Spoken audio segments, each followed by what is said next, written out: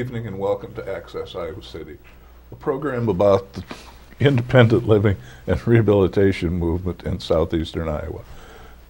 Access Iowa City is brought to you by a generous contribution from the Noon Pilots Club of Johnson County in collaborations between the Extended Dream Foundation, Access to Independence, and the Center for Disabilities and Development. I'm Terry Cunningham, President of the Board of Directors of Access to Independence, Vice Chair of the Johnson County Mental Health Disability Services Planning Council, and an individual who's lived with a significant disability for over 41 years. Tonight we're happy to have with us Doug Boothroyd, Director of Housing and Inspections with the City of Iowa City, and Tim Hennessy. Nope, too much. I gave him too much credit for cognac on that one. Senior Building Inspector. And, as always, my co-host, Mr. Keith Ruff. Hi, guys. Great to have you tonight. Yeah. Nice to see you again. Yeah. Yes. Folks are going to be interested in tonight's show, I guess. You want to just kind of explain a bit about what the Housing Authority is and programs and all the intricacies involved in that? The Iowa City Housing Authority runs two programs. The public housing program, we have 81 units of public housing. This is housing that is owned by the City of Iowa City, and it's regulated by HUD as public housing. And then the other program is the city's Section 8 voucher program, which is voucher assistance or rental assistance that's paid to tenants to support low-income families in rental property. And we have over 1,200 vouchers in Iowa City. The Housing Authority has been around since the early 70s, and it has grown to the size it is today through federal funding. It's 100% federal funded. There are no local tax dollars supporting the Housing Authority. So all of the 81 units are maintained with federal dollars, and the rental assistance that comes into Iowa City to landlords is about, it's over $6 million a year that's paid directly to Iowa City landlords. So that's about $500,000 a month that we get. That checks are sent directly into the local, it feeds the local economy because it goes to the local landlords. One of the misconceptions about rental assistance is the money goes to the tenant. The tenant benefits from the money, but the money actually is paid directly to the landlords. Mm-hmm. And we have over 300 landlords that participate in the program. And currently, we're not, we are over 100% utilized, and under HUD regulations we can't go over 100% by the end of the year. So we're currently not taking any new names off the waiting list, and probably won't do so until we get down under 100% again. We're 102% right now. We need to get that number down. How do you get to over 100%? Well, when we always overissue because we don't know how fast people are going to find units. Okay. And we're paid based on the number of our administrative fees are based on the utilization. So 100% utilization will get full administrative fees to support staff.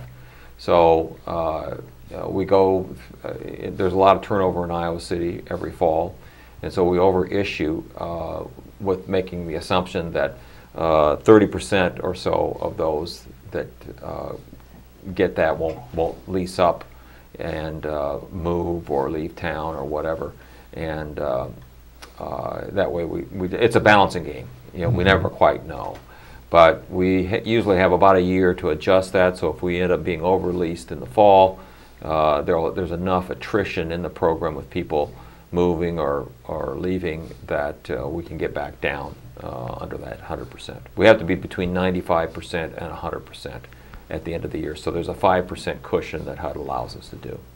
Under that movement, public housing, what percentage of those places are accessible?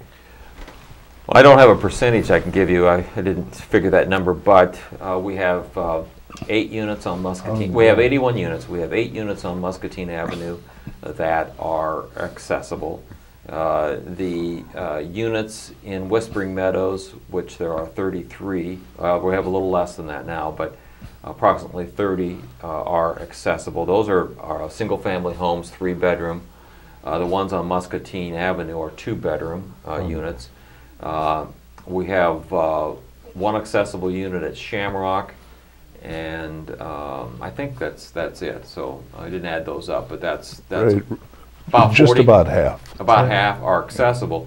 Not half are actually occupied by individuals who need accessible units. The 3-bedroom single family are typically occupied by families. Okay. The units on Muscatine are more often occupied by single or 2-person households. But we primarily have 2- and 3-bedroom units. Okay. We also, and I forgot to mention this, these aren't public housing units, but a few years ago in the Peninsula development, which is off Foster Road in North Iowa City, we developed 10 multifamily units in the Peninsula neighborhood. That building is entirely accessible. They're primarily 1- and 2-bedroom units. We put an elevator in there, and many of those units have been occupied. Particularly the 1-bedroom units are occupied by folks that need accessibility. But it varies. I mean, it's a moving target depending on who's renting. Those aren't public housing. Those are just, they're owned by the city of Iowa City, but they're not considered public housing units. Okay. What's the current waiting list on each of the programs? Well, we're over a year on both.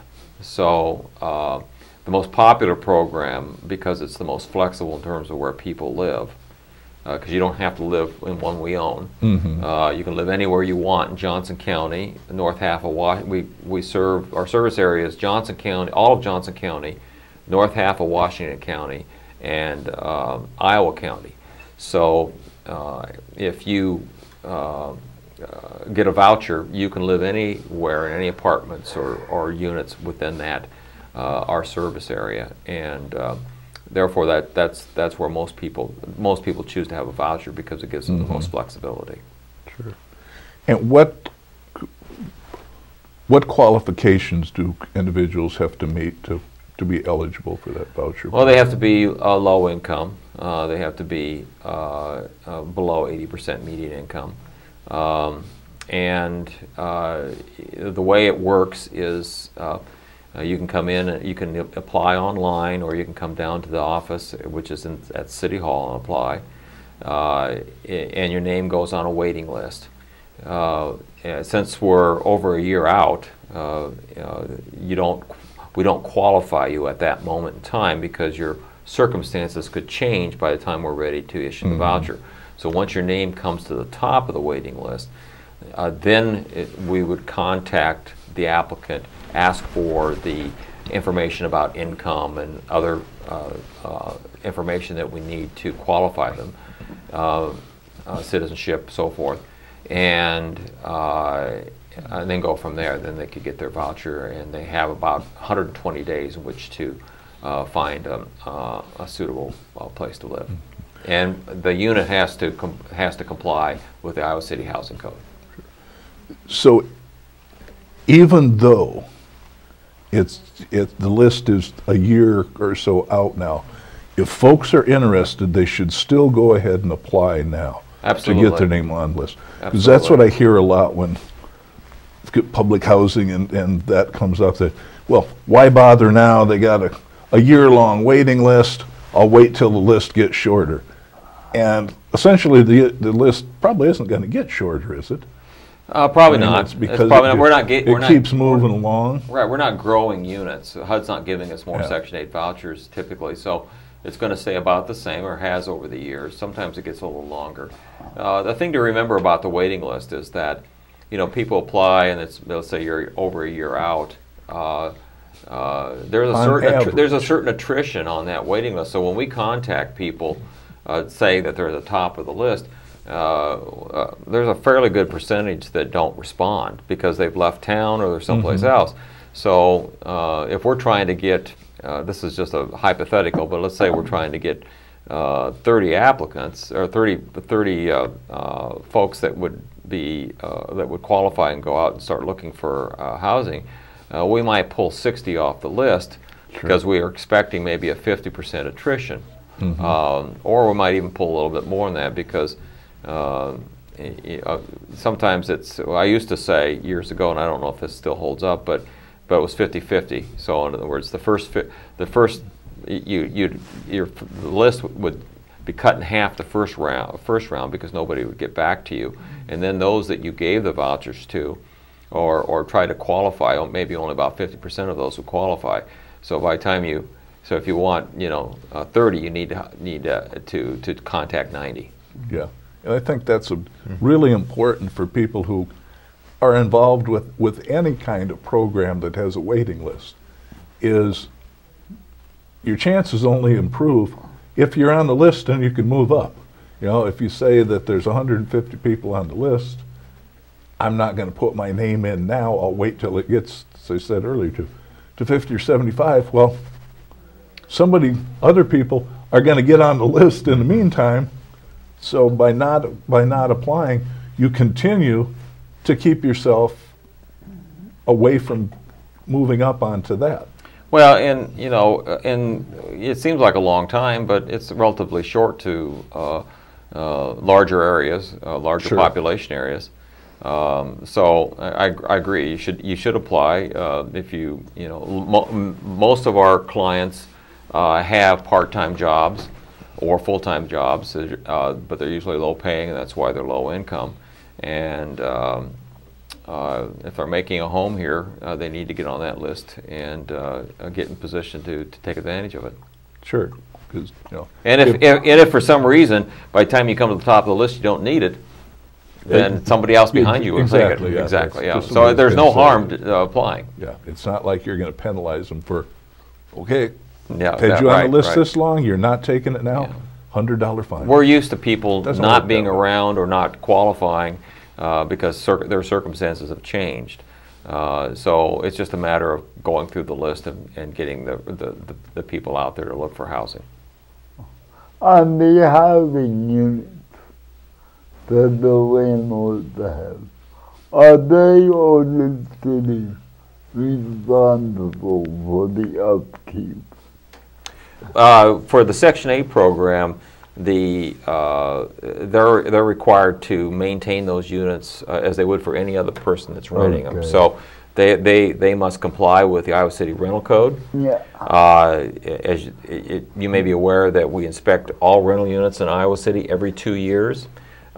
When somebody qualifies for Section 8 and they're looking at leasing up a unit, then there is a inspection at that time as well, before they can move in. But there are a certain number of our clients that are already in units, and so they qualify in place.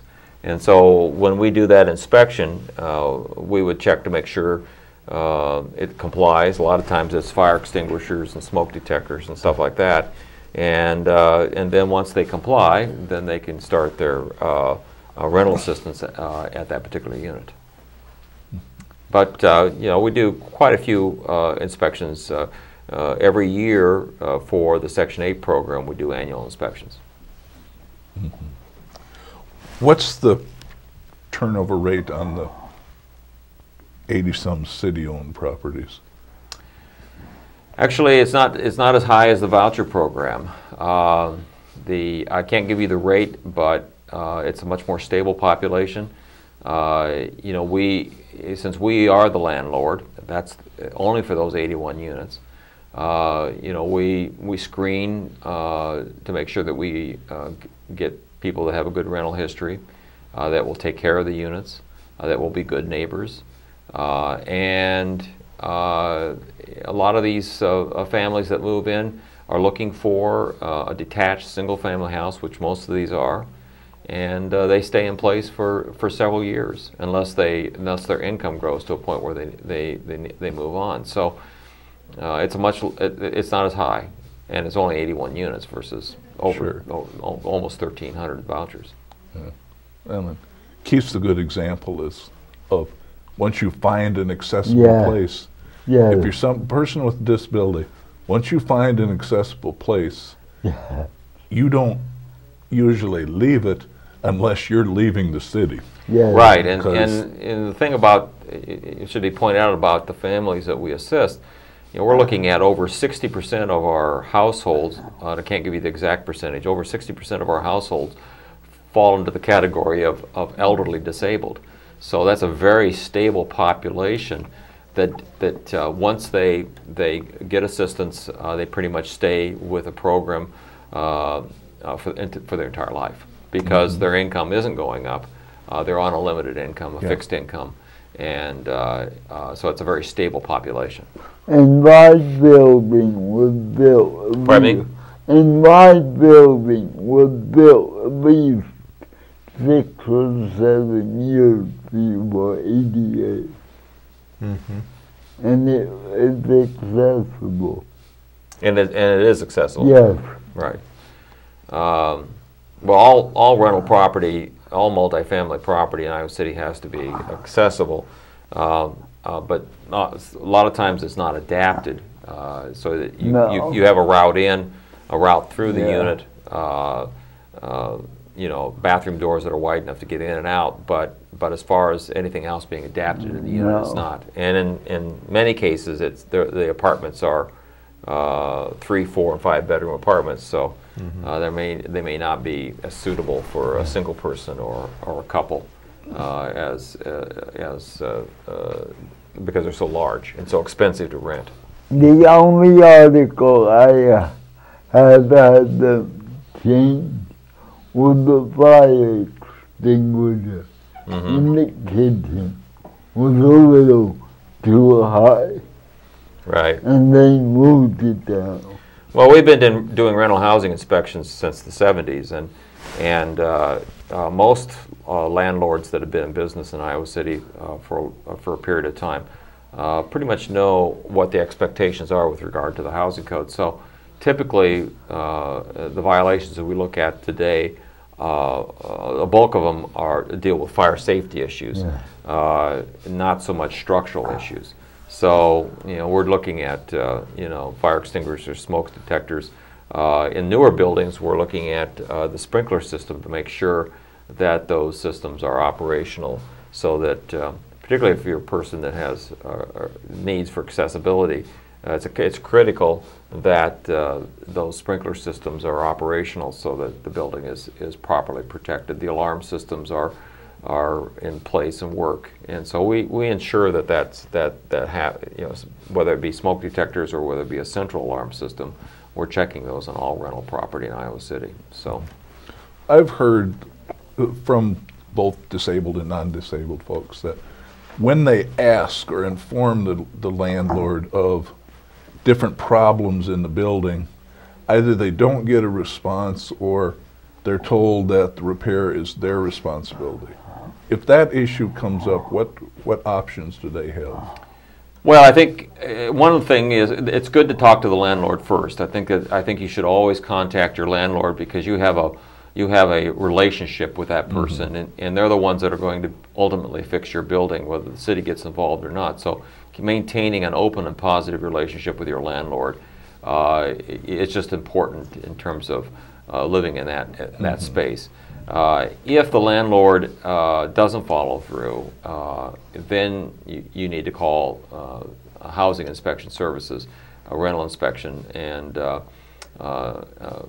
just talk to one of the inspectors. Stan Laberman is the senior housing inspector, and you can call him and talk to him and say, this is what's not working, and this is, I've made this contact, and it's now been X amount of time, and I need to have it functional. And we'll go out and do an inspection, and we'll contact the landlord. Sometimes what we do, depending on the violation, we'll actually just call the landlord and say, we got a complaint from your tenant. We understand, you've been in communication. We'd like to have you get that fixed, and Most of the time, many times they'll fix it just based on a phone call from the city. So if they're having difficulty with the relationship between the tenant and the landlord, sometimes with the city, just making a call can get the thing fixed without an inspection. Is there a recommended process for an individual doing that? You know, when people talk to me about relationships with anybody that they're doing business with or buying, you know, I always say, you know, do it in writing and keep a copy for yourself. Yeah, I think you know, it progresses. You know, sometimes your relationship with your landlord's pretty good, and if you just call them, they'll take care of it right away. And so, but if you call them and they don't take care of it right away, then I would always follow up, as you suggest, with a short note indicating that, you know, on such and such a day I called you. This problem exists. You know, if it's something like a leak or something like that, you want to get that fixed right away. You know, keep a paper trail, and that could be important for damages, or if any of that cost is assessed back against you, you might be able to use that information. Yeah. And even if you just start it with a phone call, if you then follow up with a note saying, you know, from our phone call the other day, this is my understanding of what's going to happen. I personally would always do a courtesy phone call first, and you're right, follow up with a note. You know, thank you for talking to me. This is, you know, I talked to you about such and such, and I, you know, hopefully that'll get taken care of. Some landlords are quite quick at making repairs, and if you call them in the morning, they might be there by the afternoon, so you won't have a chance to get the letter out. But but not all landlords are that good and are that organized, and but I think maintaining an open and rapport with your landlord, positive rapport with your landlord, I think is really important to get the kind of service you need. Yeah, I think absolutely. And as we all know, you get busy, you get a phone call. If you don't write stuff down immediately and put it in a prominent place, 10 minutes later and I forgot what the phone call is. Yeah, that happens too. To give people benefit of the doubt. Because, yeah, ultimately, if you want to stay there, well, the landlord needs to keep you happy. You also need to keep the landlord happy. Yeah, and if you have their email address, and you know, we are collecting email addresses for all landlords and property managers now, but so most of them should have that, so that makes it easier to contact them than just writing a letter and sending it. Tim, in your area of work, what are your main responsibilities? The main responsibilities on the building inspection side is to enforce and maintain the building codes for the city. Okay. And within those codes is the accessibility code, which we've actually wrote in some specific requirements for residential, which started back in 2002 for publicly assisted housing. Any housing units that receive public funds were to have 4 minimum accessibility requirements built into them.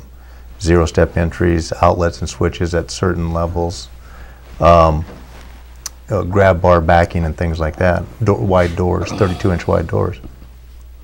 Since then, in 2009, we adopted the latest version of the building code, and we actually rolled that over into not only publicly assisted, but all housing has to have 8 minimum accessibility standards built into them. Not that you have to implement them, but you have to show how they can be implemented. For instance, a 0-step entrance has to be shown how you can put a 0-step entrance into a new house. Like a ramp, for example. Ramp. You got space for a ramp. Yeah. So that's kind of my area of expertise, is the building inspection end of it with new construction. And also with that goes, as we talked about, multifamily dwelling units. Anything that's 4 dwelling units or greater is required to have an accessible route to and throughout that unit. And the unit is required to be adaptable from that point on. So that's my main responsibility in the new construction area. One unit is accepted. One architectural style is accepted. Yes. Townhouses. Yes, yes. Just for your information. I mean, Okay. From those requirements, yeah. right. That's the only residential type that's actually accepted. Exempted from the requirements. Exempted, yeah. Only if it does not have public funds. Right. But if it has public funds, you're still required to put a bathroom with a toilet and a lavatory on the first floor. So in the case of the flood that we had in 2008, where the city has purchased down in Idlewild well over 100 homes and reconstructed, I don't know how many homes we've reconstructed. Yeah, that Homes for Life program, which rolled out, I think we're up, I was adding those up the other day, 140 homes, new homes were built with public funds, Right. which is administered through our planning and community So the development. silver lining to that is that those 40 homes, while it's tragic that there was a flood, those new homes that we brought, not only did we bring new homes into the community, employed people to construct those homes are also meet some of the accessibility standards that Tim was talking about, and that's just more housing stock that's available as a result of what happened because of their being rebuilt and relocated. So every time we do that, I think it's important to get that information out there, because when people see that, you know, having homes that are accessible is not an institutional look, then it becomes more acceptable to do it for other people. In that new structure going up with Bruegger's, what do they have to go by? Well, the new Bruegger's building at 225 South, or Iowa. Iowa Avenue, it will be fully accessible on the first floor to Bruegger's Bagel, but the 3 apartment unit upstairs, there's no requirement to make those accessible because it's 3 units. It's 3 units. It only kicks in when you have 4 or more units. So, but that's all, I mean, even on the commercial end, that's always one of the big questions that's asked of us when somebody wants to change a tenant space from a retail to a restaurant or something downtown, is the accessibility issues. Accessibility and sprinkling are the 2 issues that come up, and we try to work through with people to get them as compliant as we can. But you know, I think part of the message here is that we do enforce the state accessibility code, and we have made local amendments to our code that expand the role of accessibility in new construction. If it's public funds, the rationale being that if we're using taxpayer dollars, then the houses need to be built so that they're usable and accessible to everyone, which makes sense. And then for single-family houses under this expansion, they just have to plan for accessibility for future adaptation. So I think those are really important things to be going on in the community. I was wondering, there are 2 eating establishments on which that are not accessible. What can be done about that? Well, those are issues we come up And across all the time. I won't name names. No, that's understand. Again, when the building code is enforced as far as a change of use, building or uses are classified into different categories. Okay. And if you don't cross that boundary line to where it's actually considered a change of use as defined by the building code, then you're not required to cross that threshold of making it accessible. However, on retrofits, there are, when you're altering the primary function of the area, the dining room or something like that, you're required to take 20% of that cost that it's going to take you to remodel that dining room to provide an accessible route. Well, a lot of times it's just a changing out of furniture or things that don't require a permit. I'm going from a retail to a restaurant, taking the clothing racks out and putting tables and chairs in. Those things don't require a permit. The only thing that requires a permit is you're changing the use. So it's a very limited amount of money. So it really doesn't require that space to become fully compliant accessibility. Well, We've reached the end of our time for tonight's show. We'll continue this portion on next week's show. Doug, Tim, want to thank you both for being here. Thanks Thank for you. having us. Thank you. Everyone watch next week for part 2. Take Thank you. care. Have a good week. Bye.